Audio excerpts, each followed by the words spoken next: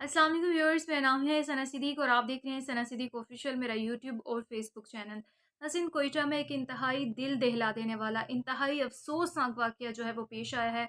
अगर इसकी तफसीलात में अगर जाएँ तो ये उससे भी ज़्यादा जो है दिल दहला देगा, क्योंकि एक ही शख्स के 3 बेटे जो हैं एक ही वक़्त में कत्ल कर दिए जाते हैं इंतहाई बेदर्दी से, और कातिल जो है उसका अपना चौथा बेटा निकलता है। और ये वाक़ई क़यामत का वक़्त है उस उन वालिदैन के लिए जिनके जो अपने एक ही वक़्त में अपने चारों बेटों से जो है वो हाथ धो बैठे, 3 जो कि कत्ल हो चुके हैं और चौथा जो है वो इस वक़्त सलाखों के पीछे है। ये वाक़या पेश आया कोयटा में, जैसे मैंने आपको पहले बताया है।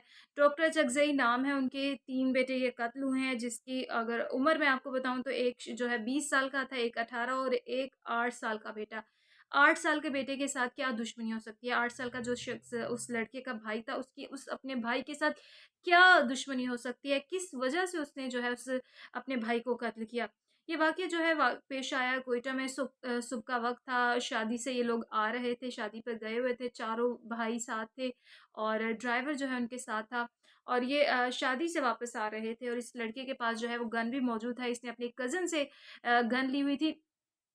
और बताया गया कि रास्ते में जो है इनकी आपस में कोई तलख़ कलामी होती है, किसी बात पर इनकी बहस हो जाती है। बाकी जो भाई हैं वो इसको समझाते हैं, जो बड़ा भाई है 20 साल का था, वो इस लड़के को हमेशा समझाता था। इसकी कुछ आदतें ऐसी थी, रंगीन आदतें थी, सिगरेट पीता था और पढ़ाई की तरफ तवज्जो नहीं देता था, और कुछ इस तरह का इसकी कुछ ऐसी आदतें थी जो इसका बड़ा भाई हमेशा इसको समझाता था कि ये आदतें जो हैं वो छोड़ दो, ये तुम्हारे लिए ठीक नहीं है। और इसी तरह का कोई रास्ते में इनका कोई आपस में कोई बात होती है, जिसके बाद इनकी आपस में लड़ाई शुरू हो जाती है और इस लड़के के पास चूँकि गन मौजूद होती है, तो ये गन निकाल कर अपने तीनों भाइयों को मार देता है। और ना सिर्फ़ अपने तीनों भाइयों को मारता है, बल्कि ये ड्राइवर को भी मार देता है। और ड्राइवर किस तरह से बचता है, फिर डॉक्टर की तरफ से क्या बयान दिया जाता है, वो भी मैं आगे चलकर आपको बताऊँगी।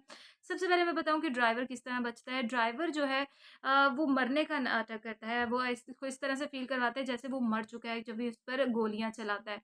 तो वो इसको फ़ील कराता है कि मैं मर गया हूँ, और ये उस वक़्त जब पुलिस आ जाती है, एम्बुलेंस आती है, इन लोगों को निकालती है, हॉस्पिटल ले जाते हैं, वहाँ पे पता चलता है कि ड्राइवर तो अभी ज़िंदा है, वो मरा नहीं। क्रिटिकल कंडीशन में वो मौजूद था, और जब उसको होश आती है, तो पुलिस तफ्तीश करती है। जैसे पुलिस अपनी तरफ से तफ्तीश करती है, आपको पता है कि वो कुछ सख्ती से भी सवालात करती है। पहले तो ड्राइवर की तरफ से पहले इस लड़के ने बयान दिया। इस लड़के ने कहा कि भई एक आदमी आया था, उसके चेहरे पर नकाब था, उसने आकर हम सबको कत्ल कर दिया और वो भाग गया।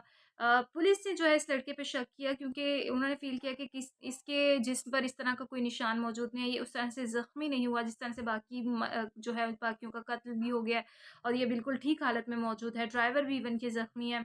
फिर ड्राइवर जब होश में आया, उससे सवालात किए गए, तो ड्राइवर जो है, ड्राइवर ने पहले तो उसको डराया धमका दिया हुआ था कि भाई तुमने सही जवाब नहीं देना, तुमने सच नहीं बताना इस लड़के की तरफ से। और जब उससे सवाल जवाब किए, तो इस लड़के का नाम जो है वो कैस बताया जा रहा है, जिसने अपने बाकी भाइयों को कत्ल किया। तो इसने पहले तो कहा कि हाँ, इसी तरह से है, एक आदमी आया था और ये कत्ल किया।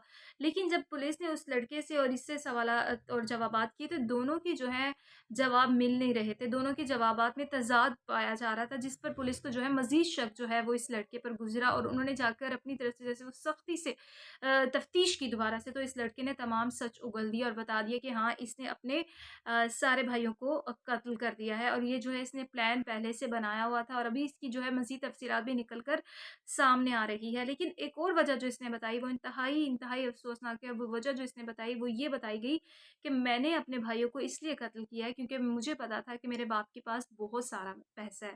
ज़ाहिर बात है, वहाँ का एक मशहूर डॉक्टर है ऑर्थोपेडिक, ये बहुत मशहूर डॉक्टर हैं और वहाँ पर बहुत ज़्यादा मरीज़ इनके पास आते हैं और इनका एक नाम है उधर, तो लोग जानने वाले भी हैं। तो उसे पता था कि मेरे बाप के पास बहुत ज़्यादा पैसा है, तो उसने कहा कि अगर ये इतना पैसा मेरा बाप जो है अपने सारे बेटों में तक़सीम कर देगा, तो मेरे पास थोड़ा हिस्सा आएगा। तो मैं अपने सारे भाइयों को कत्ल कर देता हूँ, ताकि ये ज़्यादा हिस्सा जो है वो मेरे पास जायदाद का आ जाए। इस वजह से उसने अपने बाकी भाइयों को कत्ल कर दिया, और ये चीज़ जो है वो उसके दिल में काफ़ी देर से चलती आ रही थी कि मैं अपने बाकी भाइयों को कत्ल कर दूँ।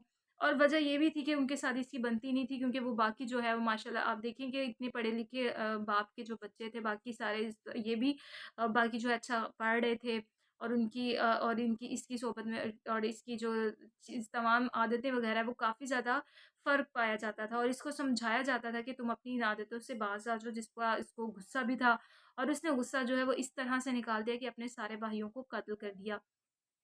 यहाँ पे एक छोटी-सी बात ये करना चाहूँगी कि आजकल का दौर ऐसा आ गया है कि माँ-बाप अपने बच्चों को वक़्त नहीं देते। बच्चे जो है ज़्यादा टाइम नेट पर गुज़ारते हैं, मोबाइल यूज़ करते हैं, इंटरनेट की दुनिया जो है उसमें खोए रहते हैं, गेम्स वग़ैरह खेलते हैं। लेकिन वो अपने अपने जो असल रिलेशंस हैं ना, उनसे बहुत ज़्यादा दूर हो गए हैं। वो अपना जो सारा टाइम है वो अपने घर वालों को देने के बजाय, अपनी फैमिली को देने के बजाय जो है वो मोबाइल पर देते हैं। मोबाइल ही उनकी माँ कह लें, बहन कह लें, भाई कह लें, सब जो है वो मोबाइल ही है, दोस्त भी उनका मोबाइल ही है और उसके अलावा कोई नहीं है। तो जिस वज़ह से हम अपने बच्चों की इस तरह से तरबियत का तो मैं दूर की बात करूँगी, तरबियत पे तो मैं कोई बात नहीं करूँगी, लेकिन ये है कि हम उस तरह से एक फैमिली का जो एक टाइम होता है, वो क्वालिटी टाइम होता है, जो आपस में वो गुज़ार नहीं सकते और आपस में इतना उतना ज़्यादा घुल-मिल नहीं जाते कि हमें जो अपने रिश्तेदार होते हैं या अपनी फैमिली मेंबर्स जो हैं, अपने बहन-भाइयों से एक जो मोहब्बत होती है, वो कहीं न कहीं कम होती जा रही है और वो जगह जो है वो ये इंटरनेट की दुनिया जो है वो लेती जा रही है, जिस वज़ह से इन लोगों पर काफ़ी बुरे असरात पड़ रहे हैं। इनकी मेंटली हेल्थ के ऊपर अगर बात की मेंटल हेल्थ की बात की जाए, उस पर बहुत ज़्यादा बुरा असरात पड़ रहे हैं।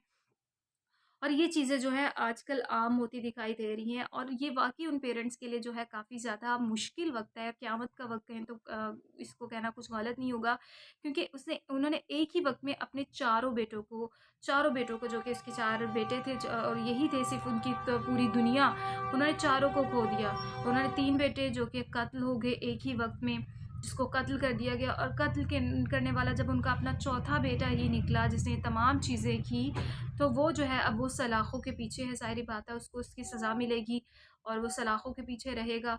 और यहाँ पर डॉक्टर को जब ये तमाम चीज़ें पता चली तो उन पर एक वो बहुत ज़्यादा परेशान, बहुत ज़्यादा उन पे जो क़यामत का वक़्त आ गया और वो बहुत ज़्यादा जो है अपसेट हो चुके। लोग जो है वो बता रहे थे कि इस पे जो चीज़ें निकल कर सामने आ रही है आहिस्ता-आहिस्ता क्योंकि इन्वेस्टिगेट हो रहा है मज़ीद अभी, तो इस पे अभी मज़ीद चीज़ें जो है वो निकल कर सामने आएगी। इस पर जो है आईजी बलूचिस्तान ने नोटिस लिया हुआ है और उसके ऊपर वो मुकम्मल जो है इस वक़्त तफ्तीश कर रहे हैं।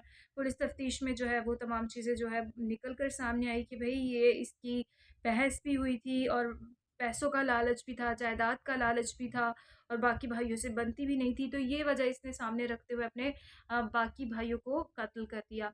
तो ये इंतहाई जो है अफ़सोसनाक वाक़या पेश आया और इस तरह के वाक़यात जो है सब्र हम लोगों में कहीं न कहीं ख़त्म होता जा रहा है, बर्दाश्त ख़त्म हो जा रही है और जिस वजह से ये वाक़यात दिन-ब-दिन जो है इज़ाफ़ा होता जा रहा है।